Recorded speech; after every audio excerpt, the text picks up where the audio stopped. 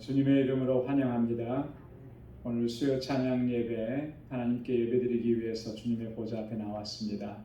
우리 마음을 다하고 또 힘을 다하고 정성을 다해서 하나님을 예배하고 또 주님께 찬양 드리는 귀하고 복된 시간이 되기를 바랍니다. 우리 다 같이 기도하겠습니다.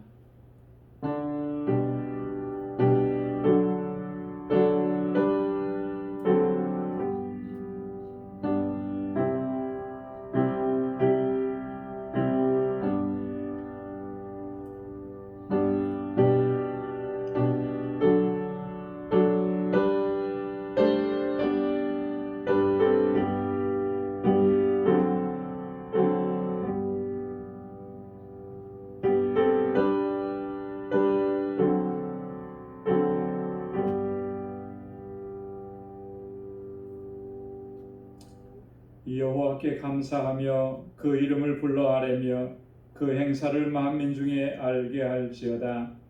그에게 노래하며 그를 찬양하며 그의 모든 기사를 말할지어다. 그 성호를 자랑하라. 무릇 여호와를 구하는 자는 마음이 즐거울지로다. 여호와와 그 능력을 구할지어다. 그 얼굴을 항상 구할지어다. 아멘. 은혜가 풍성하시고 자비하신 여호와 하나님 아버지, 오늘도 주님 저희들을 사랑하셔서 주님의 보좌 앞에 이렇게 불러주셔서 주님의 성호를 찬양하며 주의 이름을 높이며 주님께 예배드릴 수 있도록 인도해 주시니 감사합니다. 성의로 지난 3일 동안도 저희들의 삶에 은혜 베풀어 주시고 주의 그 능력의 팔로 우리를 붙잡아 주시며 이 험한 세상 유혹과 시험과 환난이 많은 이때를 넉넉히 감당하고 이겨낼 수 있도록 인도해 주시니 감사합니다. 주님의 그 은혜를 기억하며 감사와 감격의 마음을 가지고 오늘 이 시간 온전하게 주님을 경배하고 찬양하며 예배할 수 있도록 도와주옵소서. 우리의 모든 허물과 죄악을 먼저 주의 십자가 앞에 내려놓게 하시며 우리 주님의 깨끗하게 씻어주시고 정결하게 하시는 그 은혜를 덧입게 하셔서 하나님께서 베푸시는 그 은혜로 충만해지는 이 복된 시간이 되도록 인도하여 주옵소서. 모든 것 감사하오며 예수님의 이름으로 기도드리옵나이다. 아멘. 우리 이 시간 찬양으로 하나님께 영광 돌리겠습니다. 찬송 137장입니다. 놀랍다 주님의 큰 은혜.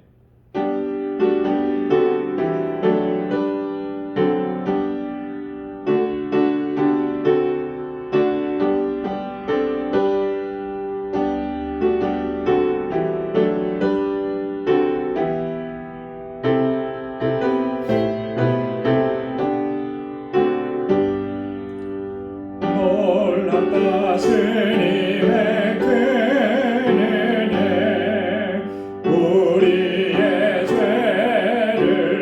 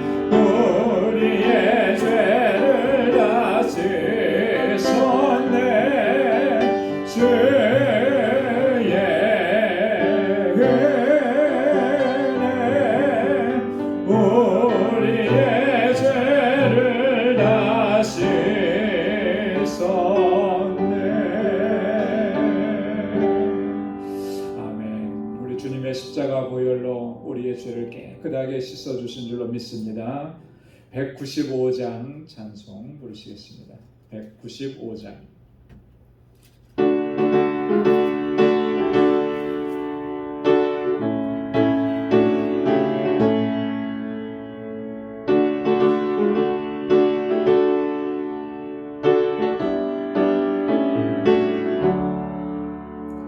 이 세상의 모든 죄를 맡기시는 주의 보혈 성자 예수 위한 길 찬송하고 찬송하세 주님 앞을 멀리 떠나 길을 잃고 헤맬 때에 나의 길을 따라오사 진이 구원하셨도다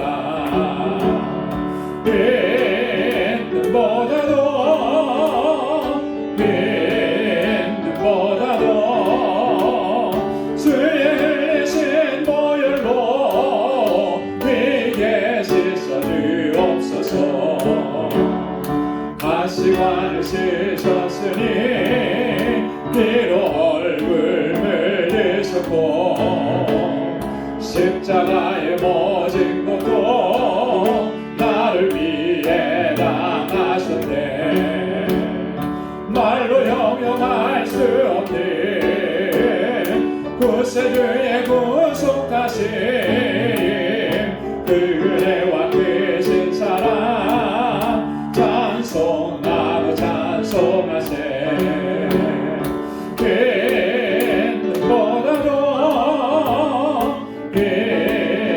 빈보다도 주의 흘리신 보혈로 비게 씻어주옵소서 아버지를 멀리 떠나 바른 길을 저버리고 여러 가지 죄악으로 주홍같이 되었으니 물 같은 것 가지고는 씻을 수가 아주 없네 주여 귀한 몸의 피로 날 정결케 하옵소서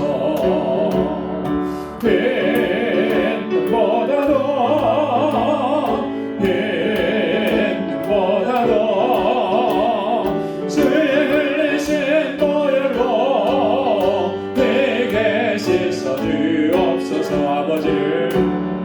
아버지를 멀리 떠나 바른 길을 저버리고 여러 가지 죄악으로 주홍같이 되었으니 물 같은 것 가지고는 씻을 수가 아주 없네 주여 귀한 몸의 피로 날 정결케 하옵소서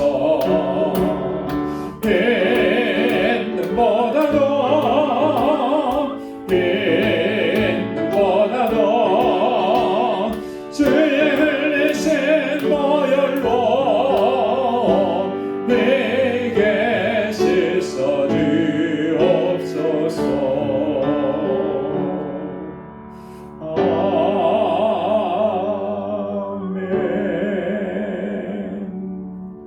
아멘. 470장 한 장 더 부르시겠습니다. 찬송 417장 470장 내 평생에 가는 길.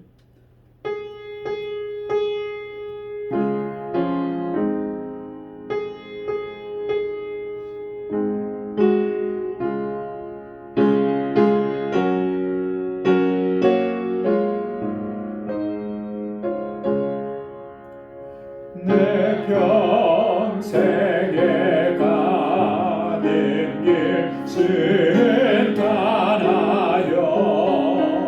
내 삶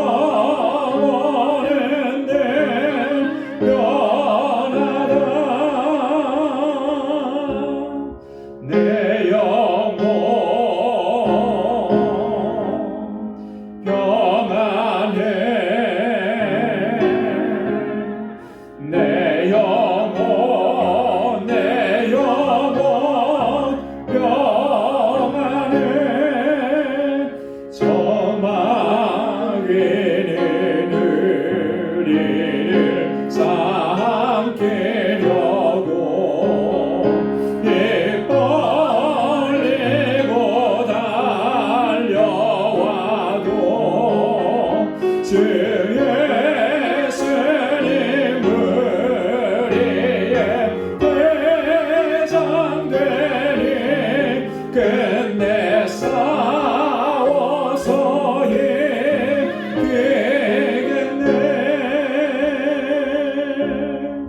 내 영혼 평안해. 내 영혼 평안해. 내 죄인 죄지옥이 같더라도 주 예수 깨달으면 그 십자가 피로써 다시 세상 믿는 보다도 정하겠네.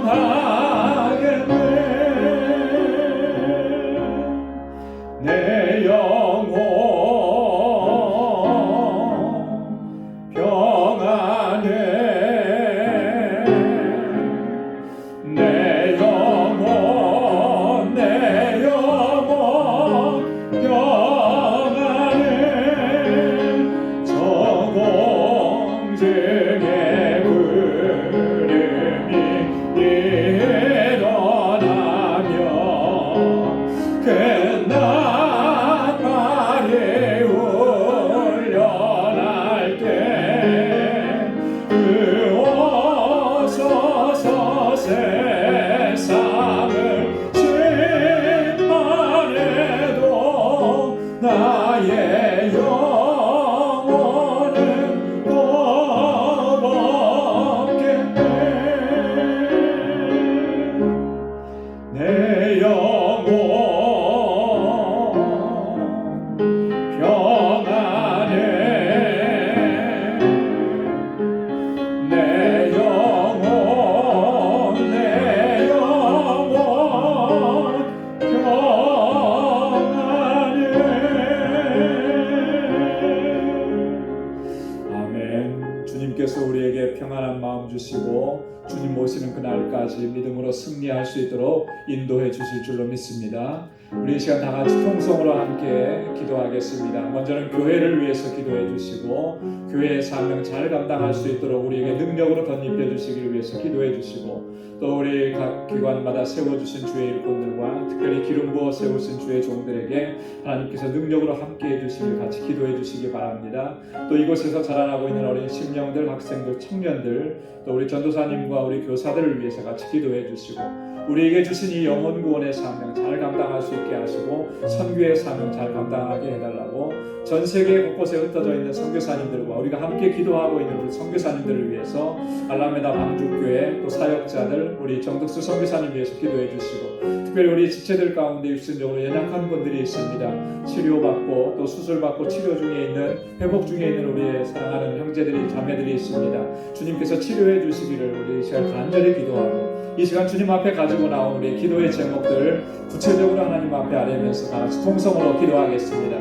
하나님 아버지 감사합니다. 주님의 은혜와 사랑 너무나 고맙고 감사합니다. 이렇게 주님 저희들을 사랑하셔서 이렇게 주님을 예배할 수 있게 하시고 마음껏 주님을 찬양할 수 있도록 아버지께서 이 자리로 저희들을 불러주시니 감사합니다. 나를 구원해 주시고 나를 자녀 삼아주시고 하나님 나라의 귀한 일꾼들로 삼아주신 것 이게 얼마나 크고 놀라우신 은혜고 감격스러운 일인지요. 우리가 단 한순간도 잊지 않도록 도와주시고 늘 감격 속에 주님을 찬양하고 주님을 예배하고 주님의 뜻을 행하는 저희들 되게 하여 주옵소서. 때때로 아버지 하나님 주의 말씀대로 순종하지 못하고 이기적인 욕망과 욕심을 따라 살아왔던 저희들의 모습 아버지 하나님 우리의 교만했던 모습 아버지 하나님 우리의 불순종의 모습들을 이 시간 주님 고백하오니 주님 용서하여 주옵시고 거룩하게 하여 주옵시고 성령께서 온전히 우리를 사로잡아 주셔서 아버지의 뜻에 온전하고 철저하게 순종하며 믿음으로 나아가도록 도와주옵소서. 아버지께서 세워주신 우리 방주교회가 정말 하나님의 뜻을 온전히 이루어가는 귀한 믿음의 공동체 사랑의 공동체가 되도록 도와주시고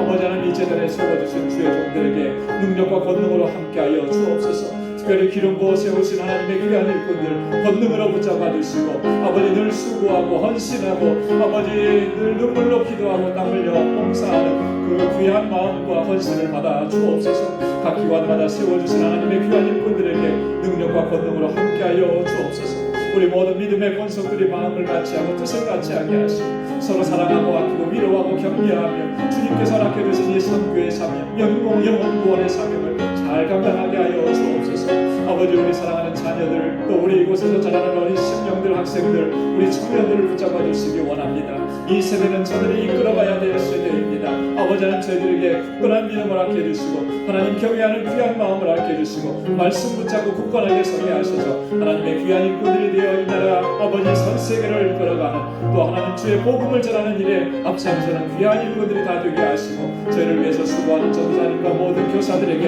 은혜와 능력과 권능으로 함께하여 주시옵소서. 우리 시체들 가운데 육신의 연약함을 가지고 호소하며 부르짖는 사랑하는 주님의 자녀들, 아버지 수술받고 아버지 회복의 은혜를 간구하는 귀한 심령들, 그 고통과 아픔 속에서 부르짖는 그 기도를 들어주시사 주님 치료하여 주시고 온전하게 회복시켜 주옵소서.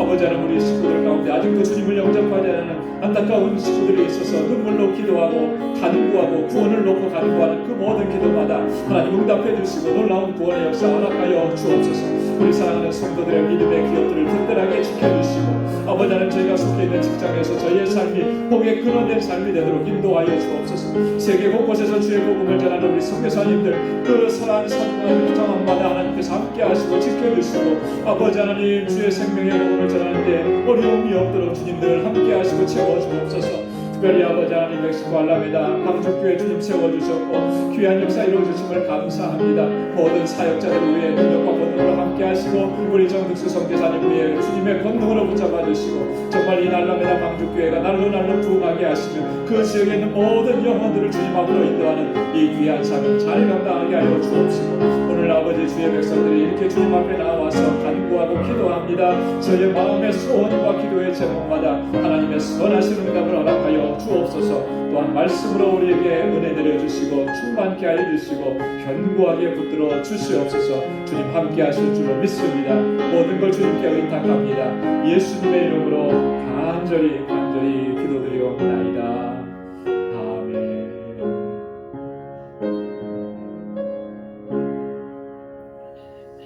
아멘. 우리의 간절한 기도 하나님께서 들으신 줄로 믿습니다. 간구한 모든 것 하나님께서 선하게 응답해 주실 줄로도 믿습니다. 오늘 묵상할 하나님의 말씀입니다. 사도행전 9장 1절에서부터 19절 상반절까지입니다. 사도행전 제9장 1절에서 19절 상반절까지 제가 한 절 읽고 여러분 한 절 읽고 이렇게 교독하도록 하겠습니다. 사울이 주의 제자들을 대하여 여전히 위협과 살기가 등등하여 대제사장에게 가서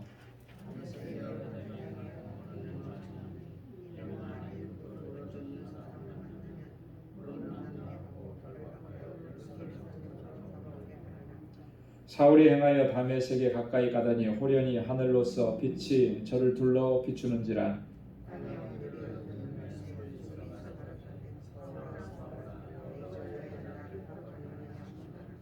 대답하되 주여 니시오니이까. 가라사대 나는 내가 핍박하는 예수라.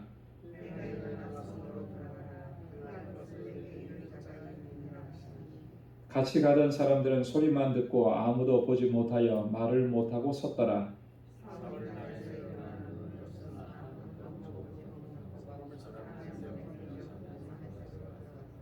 사흘 동안을 보지 못하고 식음을 전폐하니라.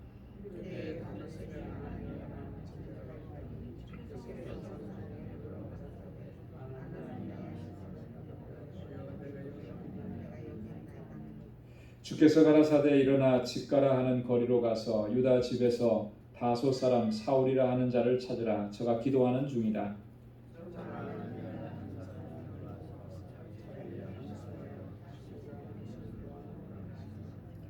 아나니아가 대답하되 주여 이 사람에 대하여 내가 여러 사람에게 듣사온즉 그가 예루살렘에서 주의 성도에게 적지 않은 해를 끼쳤다 하더니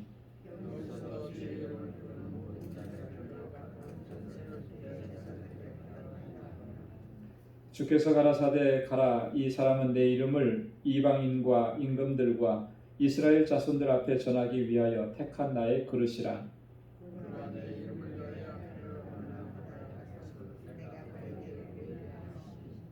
아나니아가 떠나 그 집에 들어가서 그에게 안수하여 가로되 형제 사울아 주 곧 내가 오는 길에서 나타나시던 예수께서 나를 보내어 너로 다시 보게 하시고 성령으로 충만하게 하신다 하니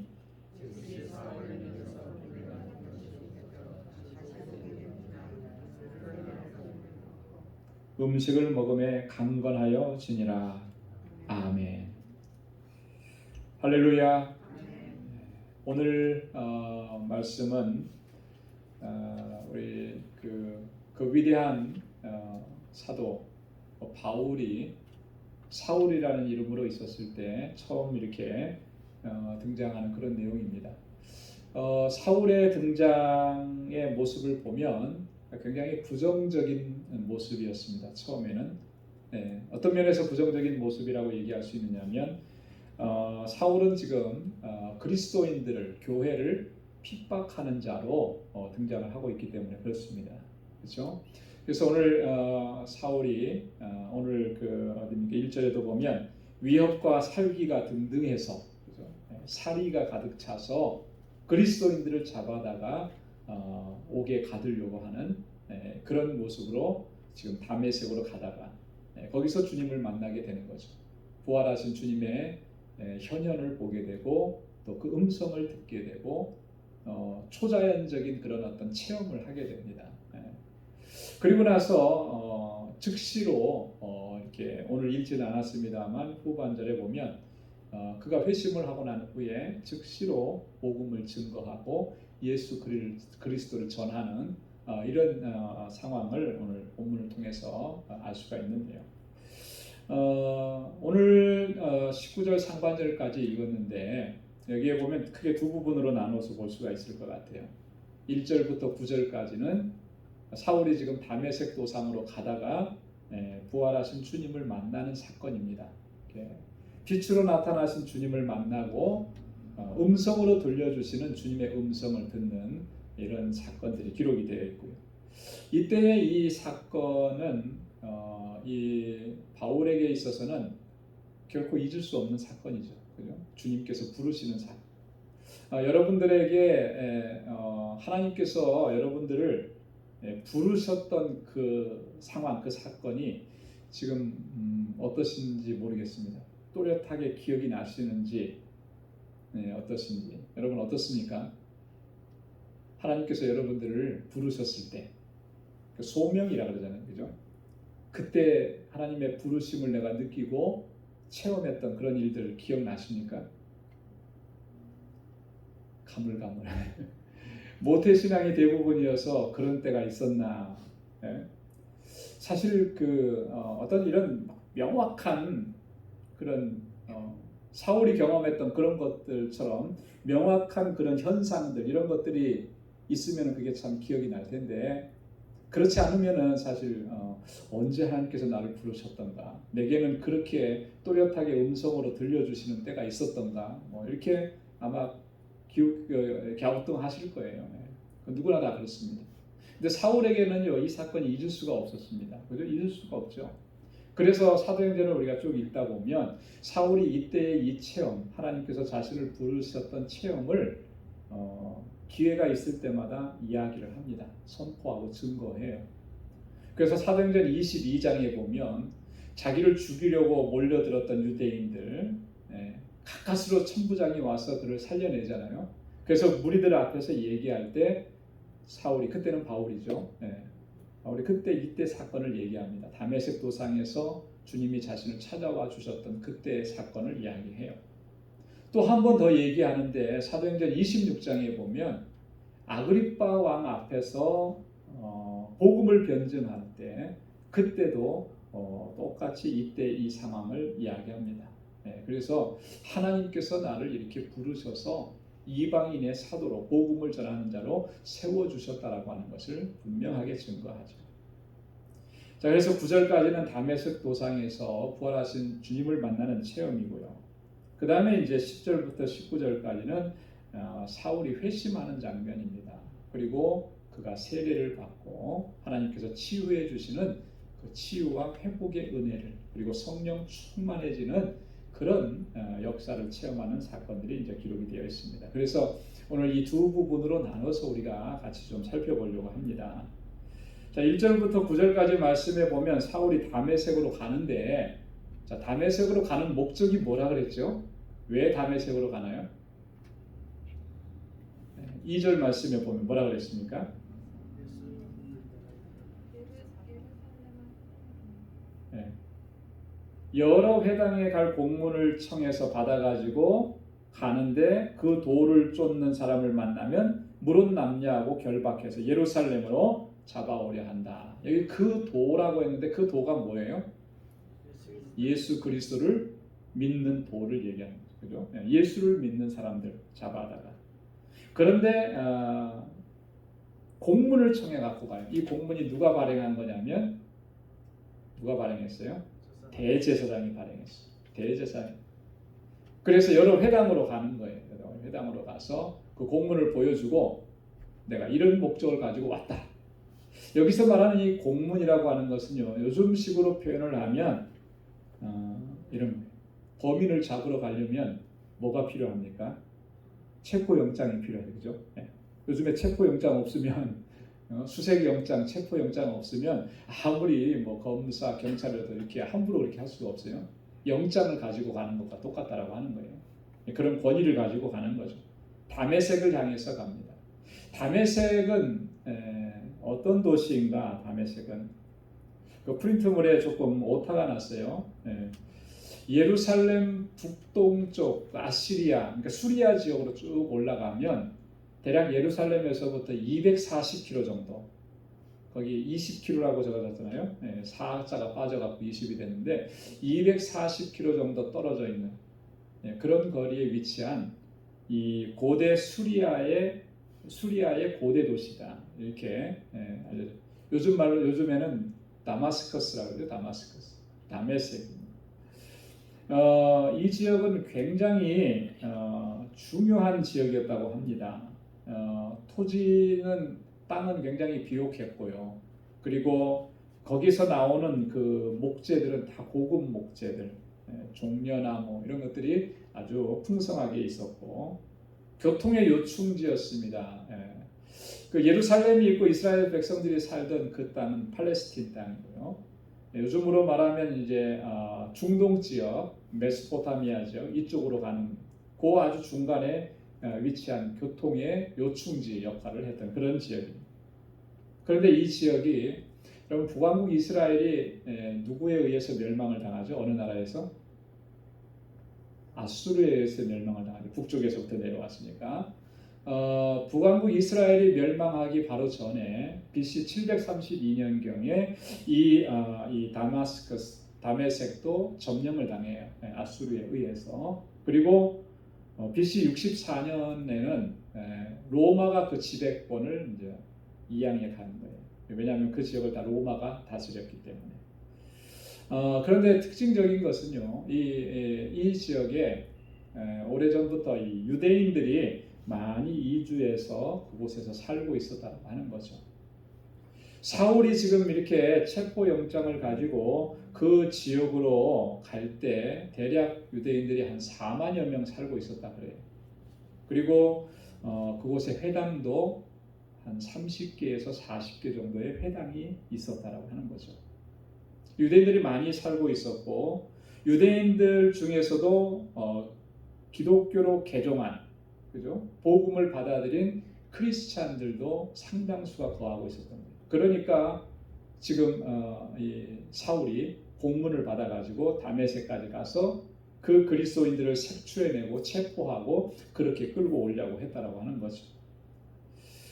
위협과 살기가 등등해서 그렇게 다메섹을 향해서 갔다 이렇게 기록을 하고 있습니다. 이렇게 지금 사울의 모습을 보면 굉장히 나중에 가서 자기가 그렇게 얘기하잖아요. 자기는 유대교에 정말 열심이었고 율법에 열심이었고 그런 모습이 그대로 보인다라고 하는 것이죠. 자, 그런데 그렇게 가고 있었던 사울에게 부활하신 주님께서 나타나시는 겁니다. 3절부터 9절까지 말씀해 보면 주님께서 그에게 나타나셨는데 어떻게 나타나셨는가? 어떻게 나타나셨는가 하면 두 가지 형태로 나타나셨어요. 그죠?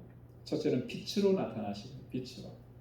3절 말씀 하반절에 보면 자, 사울과 그의 일행들이 갈 때 어떤 현상이 나타났습니까? 호련히 하늘로서 빛이 저를 둘러 비추는기라. 분명히 갈 때는 밤은 아니었을 거예요. 그죠? 낮에 걸어가고 있을 거란 말이에요.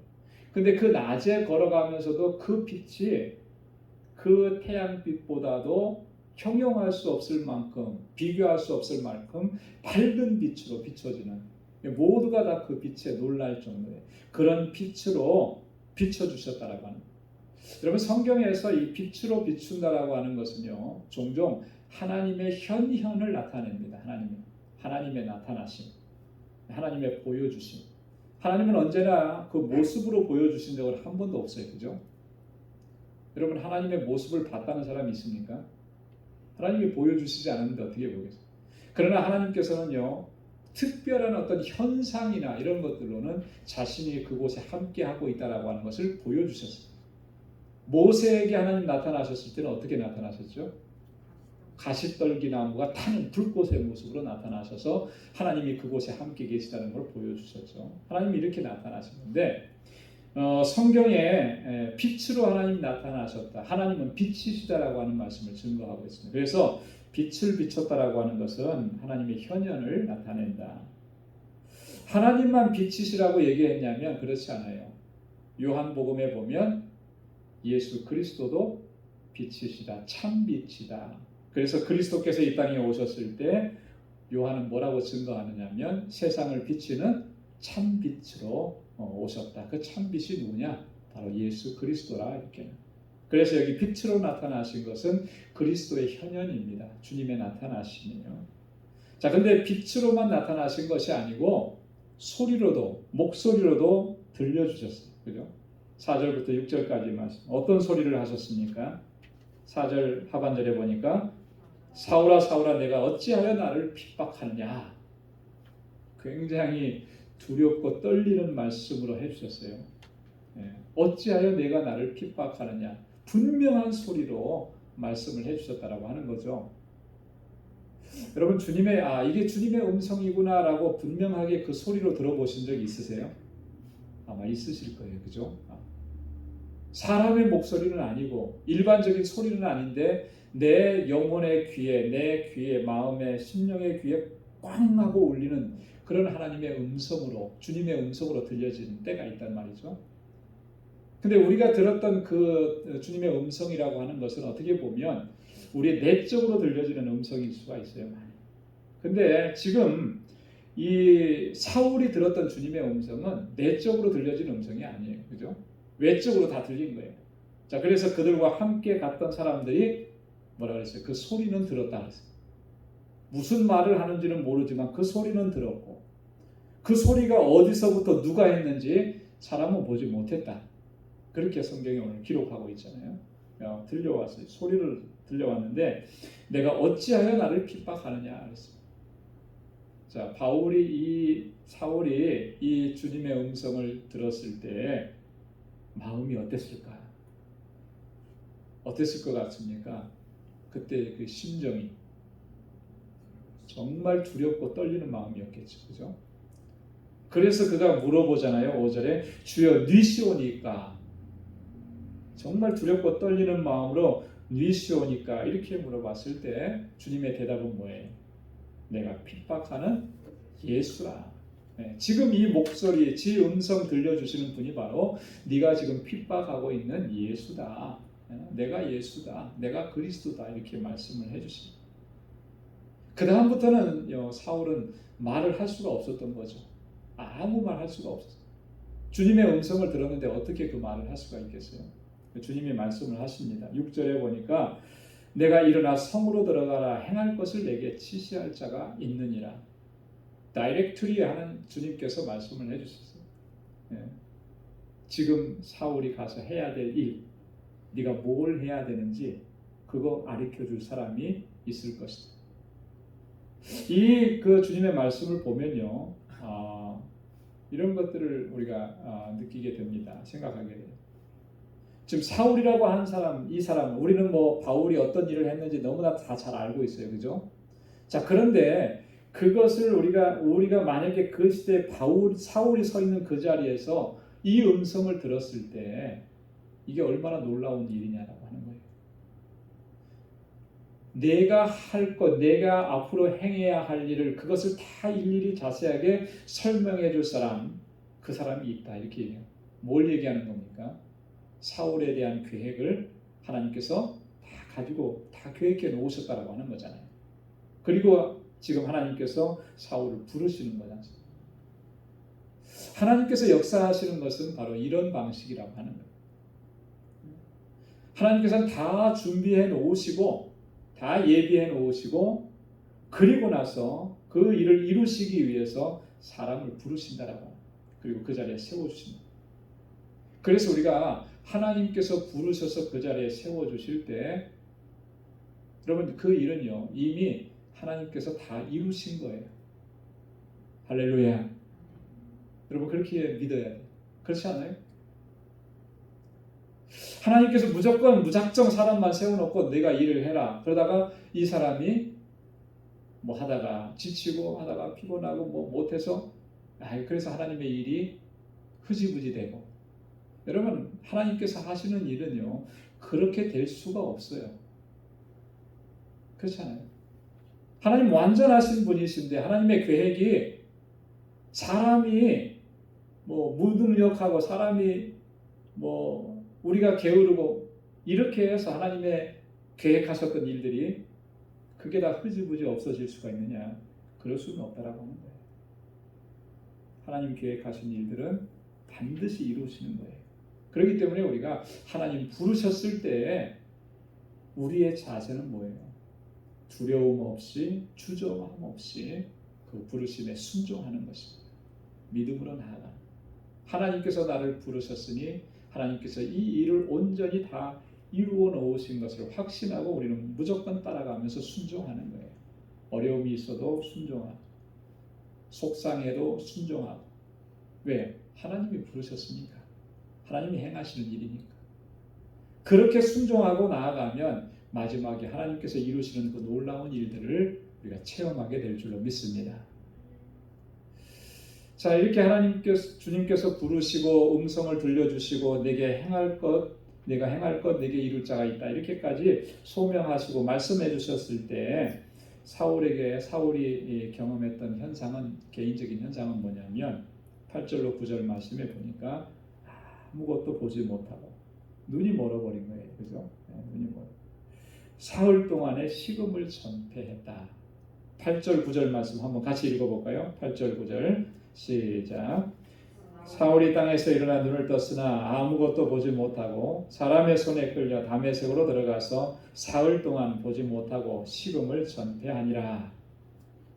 아마도 그 밝은 빛에 초자연적인 현상에 눈을 보지 못하게 되었을 것이다.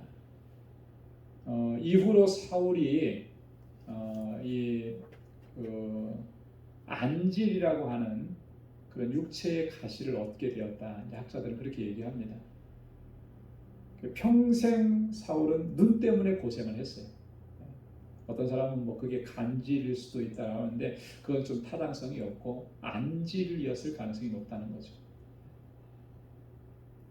여러분 눈이 아플 때마다 사울은 뭘 생각을 했을까요? 예수님 생각했겠죠. 그때 나를 부르셨던 그 순간을 생각을 했을 거예요. 육체는 고통입니다. 그죠? 눈이 아프고 이게 얼마나 고통스러운 일인지 몰라요. 그런데 그때마다 사울이 떠올렸던 거는 주님께서 자신을 불러주셨던 바로 그 순간을 떠올려요. 그래서 그 고통 속에서도 다시금 그가 일어설 수가 있었던 것이고 그 자신을 불러주셨던 그 은혜를 다시 회복할 수가 있었다라고 하는 것입니다. 자, 여기 보니까 사흘 동안 보지 못했고 식음을 전폐했다 하는데 사흘 동안 보지 못하면서 사울은 뭘 했을까? 그럼 뭐 했을 것 같아요? 우리 너무 잘하시는 것 같아요. 뒤에 보면 기도하는 중이다 그런 말씀도 있죠, 그죠? 사울은 그 3일 동안에 그 고통 가운데에서 식음을 전폐하고 기도. 보통 식음을 전폐한다라고 하는 이 표현은요, 주로 언제 많이 쓰여지느냐 하면 우리가 어떤 고통스러운 일을 당할 때, 그죠? 힘든 일을 당할 때, 슬픈 일을 당했을 때 이제 식음을 전폐한다 그러는데, 또 하나는요, 어떤 중대한 문제를 가지고 기도할 때 식음을 전폐하고, 요즘식으로 말하면 금식 기도하는 거예요. 금식 기도. 그죠? 네. 밥을 먹을 수가 없는 거죠. 그 기도하는 기도 제목이 너무나 중요하기 때문에 밥을 먹을 수가 없는 거예요. 그래서 이런 걸 볼 때 이 3일 동안에 사울은 정말 기도했을 것이다. 그런데 어떤 기도를 했을까? 중요한 어떤 기도했을 것 같아요?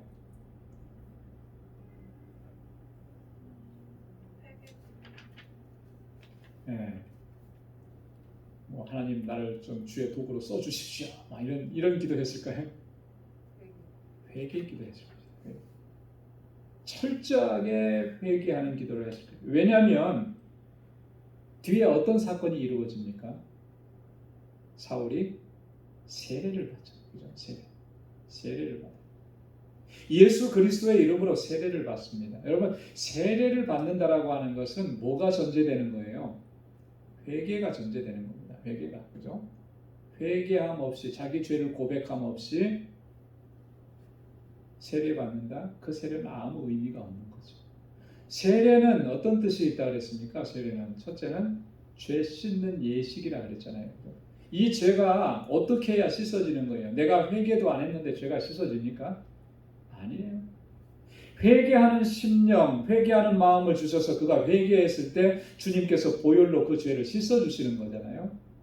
이게 있어야, 그리고 예수 그리스도를 나의 구주로 고백하는 이 믿음의 고백이 있어야 그 다음에 세례를 받는 거죠.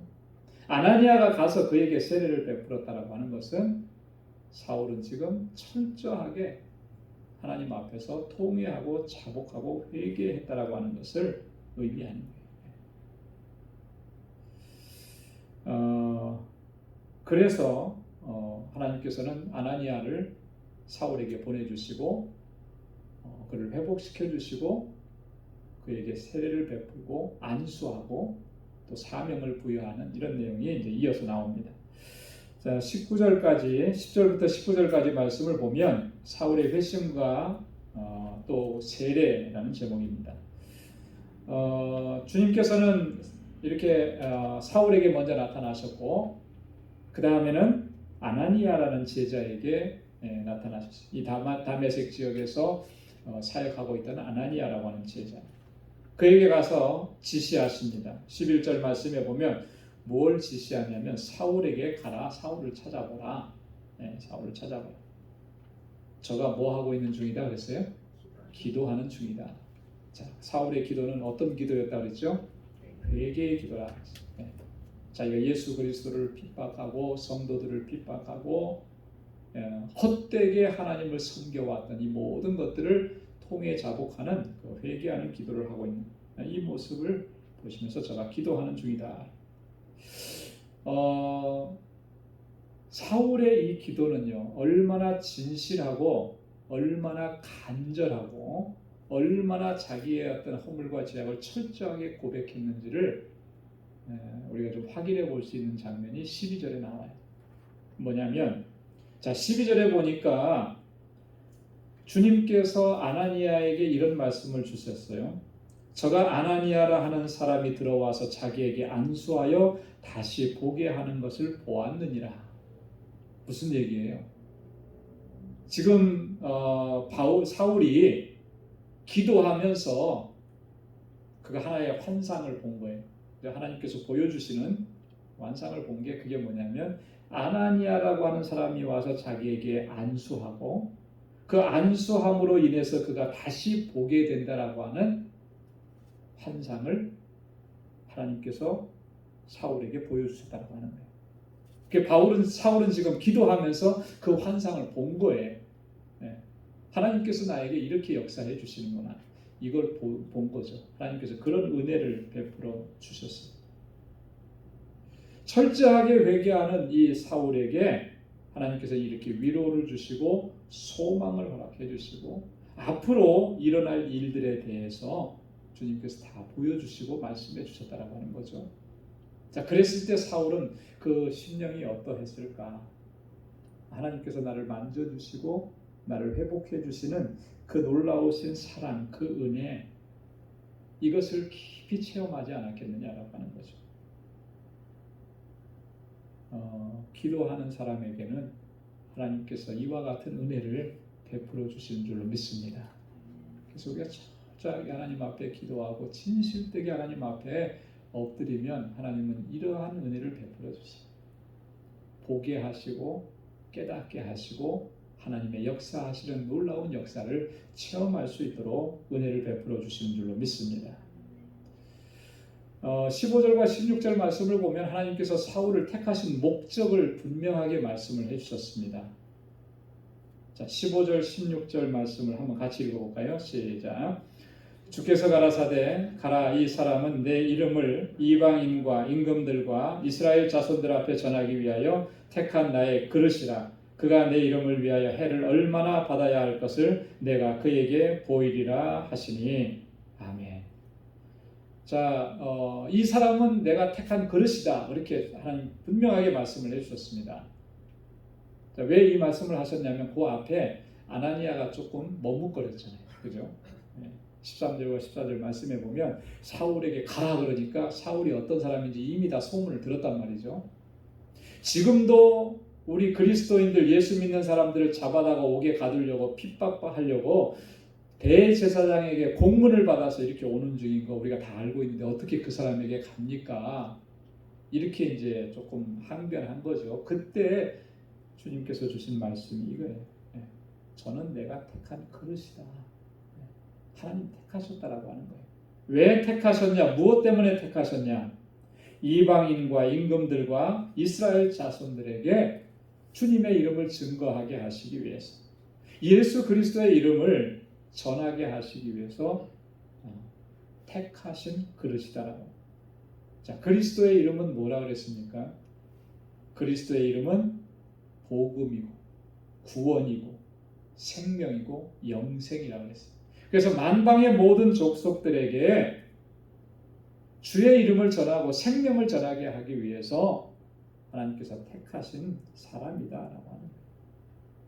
여기 보면 순서가 나왔잖아요, 그죠? 제일 먼저 뭐가 나왔죠? 이방인들에게. 이방인. 그러니까 바울은요, 철저하게 자신은 이방인의 사도로 부르심을 받았다라고 하는 걸 분명하게 인식했습니다. 그래서 그는요, 세계 땅끝까지 가서 복음을 전하려고 그렇게 계획을 해서, 그의 계획은 어디까지 가는 거였습니까? 서바나까지. 그죠? 서바나가 요즘으로 말하면 스페인. 거기까지 가서 복음을 전하고.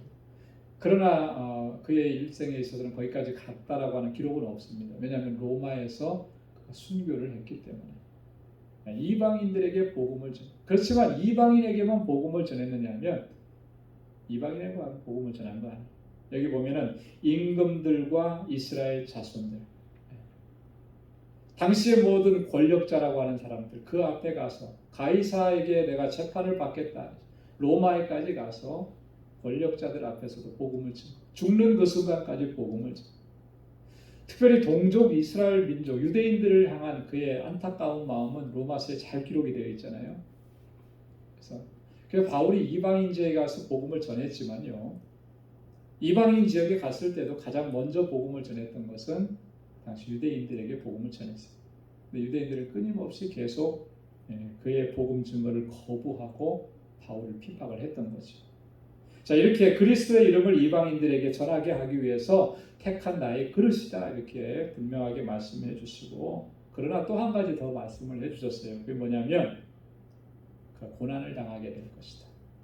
얼마나 많은 고난을 당하게 될 것인지 그에게 보이셨다. 그래서 이런 모습을 보면요, 다윗이 정말, 이 바울이 정말 대단한 분이라고 하는 걸 느낄 수가 있어요. 그죠? 지금 주의 복음을 전하는 것도 사실 힘든 일이라고 생각을 할 텐데, 그죠? 여러분, 우리가 같이 우리 단기 선교 갑시다 이렇게 하면은 그 짧은 기간 가는 건데도 우리 참 여러 가지 힘든 것 많이 생각해서 이래서 힘들어서 못 가고 뭐 이렇게 얘기하시는 분들도 많잖아요. 솔직하게 우리가.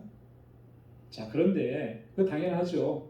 그 힘들고 어려운 땅에 가서 그렇게 어려운 일들을 그 감당할 또 자신감도 없고 그래서 못 가는 경우 늘 얘기하지만 저 윤도건 선교사님 저보고 라파스에 맨날 올라오라 그러시거든요. 라파스 해발 3,700m, 사역지는 해발 4,200에서 4,500m. 지금도 가끔 전화 오면 언제 올 거냐 그래. 제가 감당이 안 돼서 못 올라갑니다. 가다가 죽으면 어떡합니까? 이제 그렇게 해서 자꾸 이제 제가 미루고 그랬는데요. 사실 두려움이 있어요, 그죠? 자, 그런데 바울에게는 지금 사울에게는 지금 뭐라고 하셨어요? 이방인, 그죠? 이방인들을 위해서 택한 나의 그릇이라고 얘기하면서 덤으로 1+1이에요. 그죠? 1+1 하나 더 얘기해 줬습니다. 이게 뭔데 1+1이 아니고 이게 마이너스예요. 얼마나 그가 고난 당할 것인지 저에게 다 보이셨다. 여러분, 우리가 바울이 복음을 전하면서 어떤 고난을 당했는지 우리는 잘 알고 있죠.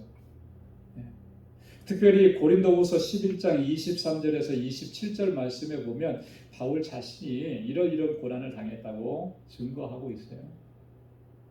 그건 아주 극히 일부분일 거예요. 바울이 겪은 일에. 자, 그런데 그것을 당해보기도 전에 주님께서 그런 일을 고난을 당할 것이라고 얘기 다 해주셨다는 거예요.